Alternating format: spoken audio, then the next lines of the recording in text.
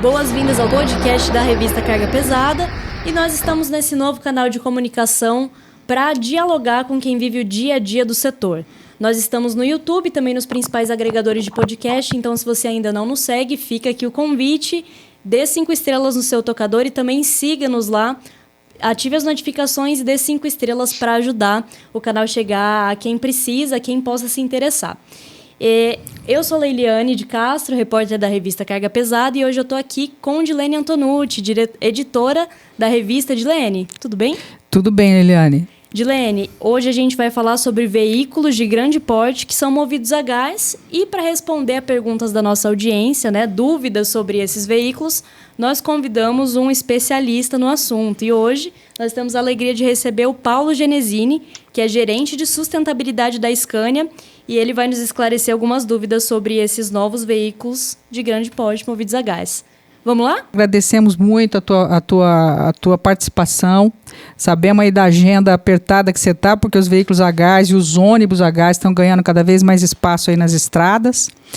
E nós trouxemos, para esclarecer melhor os nossos leitores, nossos seguidores, dúvidas, de leitores que acompanharam as matérias que nós publicamos sobre caminhões a gás, principalmente as mais recentes, Paulo, o último evento da Scania, o lançamento do caminhão com maior autonomia, o X-Gas. Então eu começaria com o comentário do Rafinha Ferrari pelo Instagram. É uma pergunta que você já deve ter ouvido muito, mas agora nós queremos uma resposta exclusiva aqui para os nossos seguidores do Truckcast.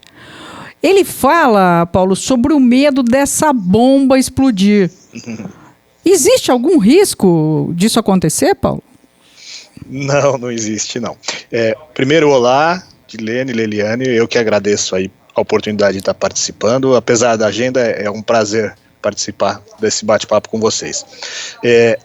De fato, a segurança é sempre um tema que chama a atenção, dos nossos clientes, dos envolvidos em transporte, que olham uma solução lá, que você vê aquele cilindro, então você realmente, primeiramente, você tem uma sensação, será que isso aí não tem problema? Mas isso talvez venha muito de algumas adaptações que tenham sido feitas no passado de forma errada, por oficinas que não estão credenciadas, não seguindo as normas do Inmetro e as outras legislações.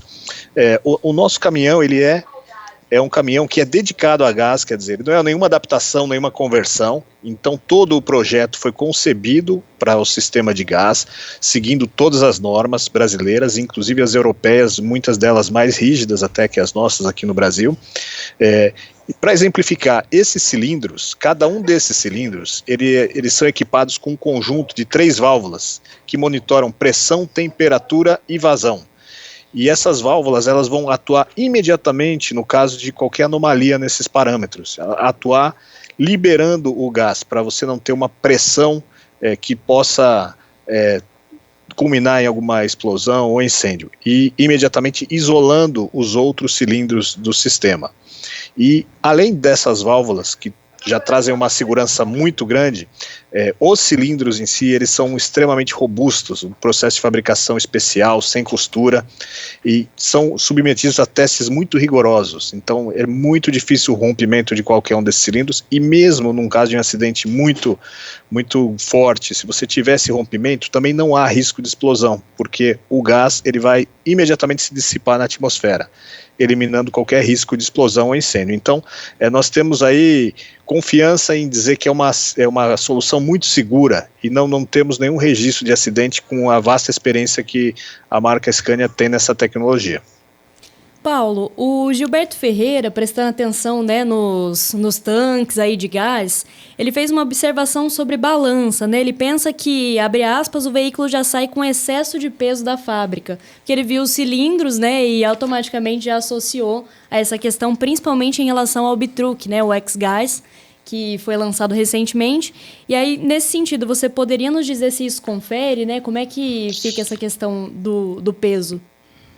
Também é outra preocupação que visualmente surge na cabeça de todos que olham o veículo a gás, Mas, sim, o cilindro de gás, quando você compara com um tanque de combustível, de diesel, ele é mais pesado, até por conta dessa robustez toda para suportar essa pressão de 200 bar.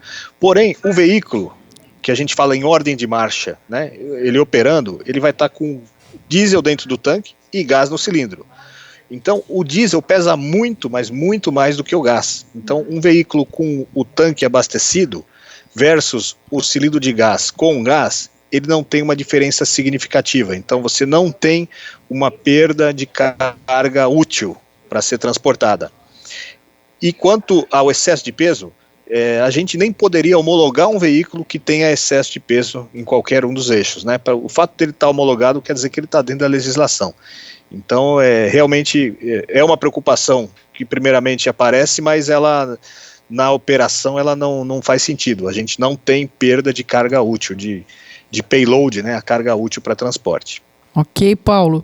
Agora o Anderson Dias, o leitor que nos acompanha nas redes sociais frequentemente. Ele conferiu o lançamento do novo caminhão a gás da Scania, o X-Gás, e do ônibus, o ônibus movido 100% a biometano da Scania, né, que foi testado inclusive aqui em Londrina. A gente teve a oportunidade de acompanhar. Você, inclusive, internauta e que nos acompanha pelo TruckCast, encontra essas duas reportagens em nosso site e no link que nós vamos deixar aqui na descrição. Mas voltando ao nosso leitor Anderson Dias, Janesini, ele nos enviou a seguinte pergunta: o motorista profissional que for conduzir um veículo movido a gás, ele recebe algum adicional? Ele não recebe, até porque a condução de um veículo a gás, ela é idêntica a um veículo diesel, né? Você não tem nenhuma, e essa foi um dos motivos que nós apostamos nessa solução. Você não precisa nenhum treinamento especial, nenhuma habilidade diferente para conduzir um veículo a gás. O que nós orientamos o motorista no momento da entrega do veículo é justamente o que difere é o abastecimento, né? Num posto de combustível você vai ter o abastecimento do GNV ou do biometano ao invés do diesel. É só mais uma para conhecimento do motorista, né? Nada que faça parte da operação dele. Então não existe esse fator adicional. Ainda nessas dúvidas, né, mais específicas, mais práticas, né, o Joelson Teixeira, que também é nosso leitor, ele quer saber se precisa de curso MOP para dirigir um caminhão desses, ele coloca assim. Não, também não. Ele, como eu estava comentando, a condução é extremamente similar ao veículo diesel, né, para realmente facilitar e ser muito fácil a substituição numa frota onde você já tem motorista operando diesel. Esse motorista vai operar da mesma forma o veículo a gás. Ok, Paulo, e para finalizar, quais são os desafios do abastecimento da autonomia nas principais rotas? Isso ainda é um problema? Como é que está a formação, a complementação dessa rede de abastecimento para os caminhões a gás? Quando você compara com um veículo a diesel, né, que o diesel é um combustível líquido, e o gás, na forma gasosa, ele vai estar as suas moléculas expandidas, então no mesmo local que você coloca um combustível líquido, você não vai colocar tanta quantidade de combustível gás, então isso vai incorrer numa autonomia um pouco menor, o que pode ser um desafio para algumas operações, algumas rotas. A Scania, por sua parte, está tentando, dentro do seu conceito modular de produto, trazer soluções que mitiguem essa limitação, como por exemplo o X-Gas, né? É uma solução onde a gente combinou aí a nossa configuração de eixos, um 8x2 com entre-eixos um pouco maior e colocamos mais cilindros, né? Isso tem que sempre tomar um cuidado porque, como eu comentei, a gente não pode sobrecarregar qualquer eixo perante a lei brasileira. Mas nós estamos buscando cada vez mais dentro do nosso portfólio, da nossa combinação de componentes, ter composições que maximizem a autonomia.